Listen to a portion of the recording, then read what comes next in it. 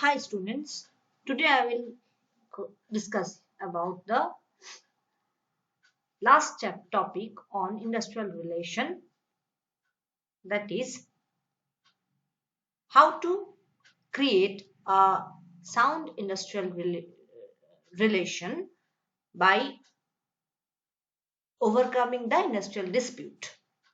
Along with, I will discuss a case study or an example where an industrial dispute occurred in India. So, the topic which we will discuss earlier, a case study. First, will be discuss a case study on industrial dispute. Then its description, how the that means how the case study was, how the dispute was created, and after that, what will be happen. Then, how to develop sound industrial relation, and lastly, we conclude the topic. So, dispute in domestic and multinational companies in India have risen since 2008. It is not sure whether labor unrest is here to stay or if it is just a side effect of the toppled economy. Citing a plethora of faults with employers, the labor community, represented by various organizations ranging from local trade union to officers association, continuously engaged themselves in strikes and protest. The Indian economy, which is about to lean heavily on the service sector, will be affected if the problem is not solved soon. When Jet Airways pilot went on a strike for 5 days, there were millions of passengers who ended up in trouble. What will be the result? A bad reputation for both the company and employees, plus great monetary loss. While India's age-old labor law stand safeguarding the interest of the supposedly less powerful employee community with a few amendments over the year. Ironically, labor unrest is growing in the economy for the country. It is a time to modify India's labor law. Who is on the wrong side, employee or employers? The case study deals with the labor law in India and its effect and influence in the modern day trade union and business. Explaining the case of the Jet Airways labor dispute in 2009, the case brings in the issues of increasing labor discontent with the case bring in the issue of increasing labor discontent and make a case for why a major reform in India's legislation is required. This case can be used to understand the need and importance of Indian labor law and have an overview of all the laws related to Indian workers. Discuss the causes for the increase in labor dispute in India in general and that of Jet Airways in particular. Discuss the debate, all the possible ways of and means to resolve the impasse between Jet Airways retrenches pilots and Jet Airways management and to address the standoff amicably. And lastly, discuss and debate labor relation in India and the influence of the Trade Union Act 1926. So these are the impact. Now, what just actually happened in that time? On September 8, 2009, around 650 pilots of Jet Airways, India's largest private airline company, took a mass sick leave as a protest against the management that sacked two of its pilots for joining a union. The pilots' union named National Aviators Guild (NAG) was formed in August 2009. Thousands of passengers were stranded or because of the strike, which lasted 5 years and forced the management to cancel around 900 flights. The strike is an added woe to the already allying Indian aviation industry. But surprisingly, aviation industry is not the only industry which suffer from labor discontent in recent times. Multinational companies in India like Nestle, Hyundai and other also suffer from similar labor dispute adversely affecting their operation. As Indian economy bets heavily on labor intensive service industry, India's age-old labor law might need a modification.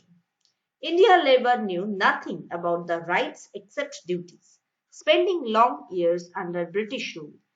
Colonial labor legislation highly leaned towards British empower or British employers that reminded them of duty rather than rights. Though the legislation have undergone vast changes during the post-colonialism era, the basic discontent of labor does not end, or that is what the labor dispute history in India suggests. So, by discussing previous case study, you can only understand that industrial dispute is not healthy for both the employer and the employee and towards for also the nation. So that's why there should be create a sound industrial relation among the employer and employee and towards the other union or like trade union and the other professional entities among all that. So how to create or how to develop a sound industrial relation? Sound IR does not happen automatically. Instead, developing and maintaining sound IR require conscious and deliberate effort to be made in this direction. Following help build sound IR in an industrial organization. So first one will be developing trust between labor and management.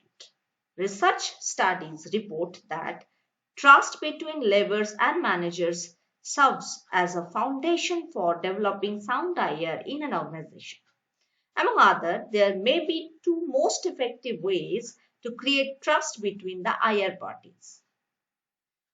To build competency in both labor and manager and to develop and practice right human resource practices in the organization.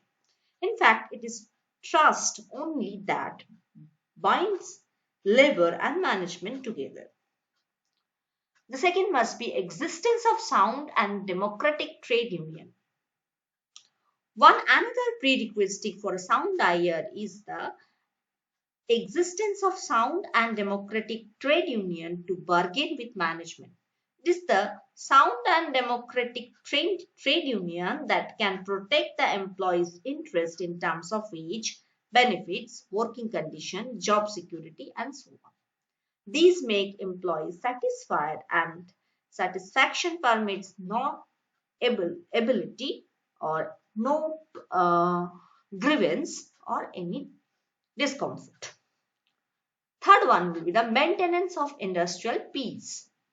Peace promotes prosperity and prosperity support happiness. In an industrial organization, peace can be established through several ways. To maintain a few established machinery for the prevention and settlement of industrial disputes. Such machinery should include both legislative and non-legislative measures arms the government with appropriate power to settle the industrial dispute wherever necessary, make provision for bit-parity and tripartite committees for evolving personal policies, code of conduct, code of discipline, etc. create implementation and evaluation committees for looking into collective bargaining agreements, court order and judgment, and violation of statutory provision of the various laws. Fourth one will be the continuous feedback and monitoring. Feedback serves as an input for improvement in all types of activities and so in IR as well. A properly devised feedback mechanism enables the HR manager to spot the gray area in IR system and then take proactive action to solve the problem before this assume alarming proportions. Nipping the problem at the bud is better because sometimes a screamingly small problem, if not solved, culminate to a complex and serious one later on. And last one, the professional approach. Understanding human behavior has ever been a complex phenomenon, and the same has become more so in case of modern knowledge worker. This underlines the need of handling with employer, employees, or say higher by the persons having professional competency and approach in this subject, in the required subject. These persons need to be well versed with whole gamut of employee human behavior at the work. In other words, these persons must know why employees behave as they behave at workplace. Besides, they should also have a problem solving approach to tackle with the employee's problem in the organization.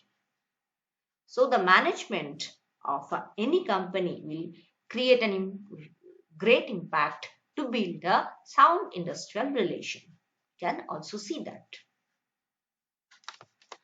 So these are the whole topic of, these are all about the industrial relation. Hope all of you understand the topic. The Industrial Dispute Act, which was passed by the government in India, in summary we can say that the Industrial Dispute Act, which was passed by the government of India in 1947. This act ensured peace and harmony among all the industrial establishment, and if any conflict arise, the provision in the Industrial Dispute Act help in solving the issue in a systematic manner in which all the parties and are satisfied and every decision made is fair and just amicable. So that is it for today's lecture. Thank you.